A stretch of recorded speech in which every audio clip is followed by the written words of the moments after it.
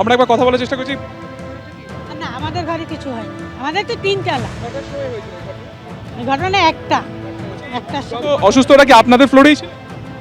হ্যাঁ, উনি অসুস্থ ঠিক নন, কিন্তু উনি আমাদের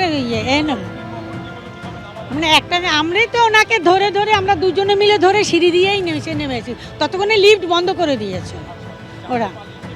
জানতে পারলে ওপরে নাকি ইলেকট্রিক কোনো কাজ করছিল, আমার এই সন্তোষ বিল্ডিংয়ের প্লাম্বার ছিল আর ইলেকট্রিশিয়ান ছিল। ওরা নাকি দেখেছে যে 5 তলা ওখান থেকে আগুন ধোঁয়া বেরোচ্ছে। তখন ওরা সেই ঘরে গিয়ে ধাক্কা মেরে নাকি লক করেছে যে আপনারা ঘরে বাইরে বেরিয়ে আসুন, আপনাদের ঘরে আগুন লেগেছে। কিন্তু তারা কেউ দরজাও খোলে নাই। কিন্তু ওরা কী করলো, তাড়াতাড়ি সমস্ত ফ্ল্যাটে বলে এসছে যে আপনারা 4 তলায় আগুন লেগেছে, শিগগিরই নিচে নেমে যান। তো হয়েছে নামানো? না, কেউ আহত হননি। তো তাদেরকে নামানো হয়েছে এবং কোনোভাবে আহত তারা হননি। এবং অত্যন্ত গুরুত্বপূর্ণ এই যে জায়গা, একেবারে অভিজাত আবাসন, এই আগুন যেহেতু একেবারে টেরেসে লেগেছে অর্থাৎ ওপরের ফ্লোরে লেগেছে, স্বাভাবিকভাবে দমকলের তরফে প্রচুর দমকল যারা বাহিনী তাদেরকে এখানে মোতায়েন করে রাখা হয়েছে। এবং একদম তোমাকে সরাসরি যে ছবি দেখাচ্ছে, আমরা যেখানে ছিলাম কিছুক্ষণ আগে, সামনে যে তার জ্বালা অংশ যে দেখা যাচ্ছে সেখানেই এই আগুন লাগে এবং প্রচুর জিনিসপত্র সেখানে স্টোর হয়েছিল। 4th ফ্লোরের যে একটি ফ্ল্যাট রয়েছে সেই ফ্ল্যাটে গিজার বা হিটার থেকে শর্ট সার্কিট হয়ে আগুনের সূত্রপাত। সেখান থেকে একেবারে সিঁড়ির অংশ থেকে ওপরের যে জায়গা, যে ঘর রয়েছে সেখানে আগুন ছড়িয়ে পড়ে। ময়ূক ঠাকুর চক্রবর্তী সরাসরি রয়েছেন আমাদের সঙ্গে। ময়ূক, কিছুক্ষণ আগেও তুমি যেমনটা বলছিলে যে আবাসিকরা তারা যথেষ্ট আতঙ্কিত হয়ে পড়েছেন এই আগুনের হঠাৎ করে অগ্নিকাণ্ডের ঘটনায়। আপাতত পরিস্থিতি নিয়ন্ত্রণে দমকল কর্মীরা আশ্বস্ত করছেন, কি বলছেন আবাসিকরা?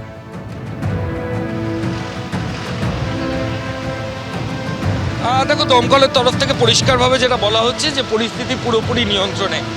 এখানে দমকলের 6টা ইঞ্জিন ছিল, সঙ্গে কলকাতা পুলিশের ডিজাস্টার ম্যানেজমেন্ট টিমের যারা সদস্য তারা এসেছিলেন। কিন্তু এই বিল্ডিংয়ের যারা আবাসিক তাদেরকে সুরক্ষিতভাবে বিল্ডিংয়ের ভেতর থেকে বার করা গেছে, এমনটাই পুলিশের তরফ থেকে বলা হচ্ছে। এবং এই মুহূর্তে যে ছবি আমরা এখানে দেখাচ্ছি, যে এলাকায় কিন্তু একটা আতঙ্ক ছিল, যেহেতু এটা একটা অভিজাত এলাকা। এখানে আগুন লেগে যাওয়াতে এখানে স্বাভাবিকভাবেই এলাকার বাসিন্দাদের মধ্যে একটা আতঙ্ক ছিল। তবে এই মুহূর্তে পুলিশের যারা দমকলের যারা সদস্য তারা 5 তলায় যায় এবং 5 তলায় যাওয়ার পর ঠিক যেখানে আগুন লাগে, যে 5 তলা ঘর রয়েছে, সেই ঘরের ভেতরে আগুনের উৎস তারা বার করে এবং আগুন তারা নিয়ন্ত্রণে এনেছে, এমনটাই পুলিশের তরফ থেকে বলা হচ্ছে।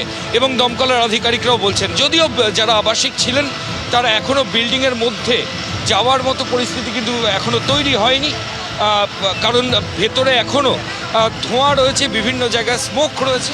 ফলত তাদেরকে ইভ্যাকুয়েট করে বাইরে বের করে আনাটাই প্রথম উদ্দেশ্য ছিল দমকল কর্মীদের, এবং সেটাই দমকলের অফিসিয়ালসরা করেছেন। এই মুহূর্তে পরিস্থিতি আগের থেকে অনেকটাই কন্ট্রোলে। দমকলের অফিসারেরা ক্রমাগত ভেতরে যাচ্ছেন এবং ওই যে ছাদের ঘর, সেই ছাদের ঘরের হিটার থেকেই প্রথমে আগুন লেগেছিল বলে এখনও পর্যন্ত দমকলের অফিসিয়ালসরা বলছেন। তবে এরপরে আরও বিষয়টা দেখা হবে যে অন্য কোনো জায়গা থেকে কোনো শর্ট সার্কিট হয়েছে কিনা, কাজে হিটার না অন্য কোনো জায়গা, সেটা পরে দমকল আধিকারিকরা এক্সামিন করবেন। হাঙ্গারফোর স্ট্রিটের মতো অভিজাত এলাকা এবং তার ওপর বহুতল, এখানে কিন্তু আগুনের তীব্রতা যদি বাড়তো সেক্ষেত্রে আরও মারাত্মক ঘটনা ঘটতে পারত। কারণ পাশেই একটা বেসরকারি স্কুল রয়েছে, পশ্চিমবঙ্গ সরকারের একটা সার্কিট হাউস রয়েছে। রাস্তা এখনও পর্যন্ত হাঙ্গারফোর স্ট্রিট পুরোপুরি নিয়ন্ত্রিত, ট্রাফিক এখানে নিয়ন্ত্রণ করা হচ্ছে। পাশের যে স্কুল ছিল সেখানে একটু আগে স্কুল ছুটি হলো, কিন্তু যে ছবি আমরা দেখলাম পড়ুয়াদেরকে কিন্তু হেঁটে কার্যত এখান থেকে নিয়ে এসে একটা নির্দিষ্ট দূরত্বে বাস দাঁড় করিয়ে সেখান থেকে তাদেরকে নিয়ে যাওয়া হলো। ফলত যান চলাচল নিয়ন্ত্রিত। যতটা আতঙ্কের পরিবেশ কিছুক্ষণ আগে ছিল, এখন কিন্তু ততটা নেই। আগুন পুরোপুরি নিয়ন্ত্রণে দমকলের তরফ থেকে, এমনটাই বলা হচ্ছে। একেবারেই ময়ূক, অর্থাৎ আতঙ্কের পরিবেশ কিছুটা কেটেছে, আবাসিকরা তারা আশ্বস্ত হয়েছে।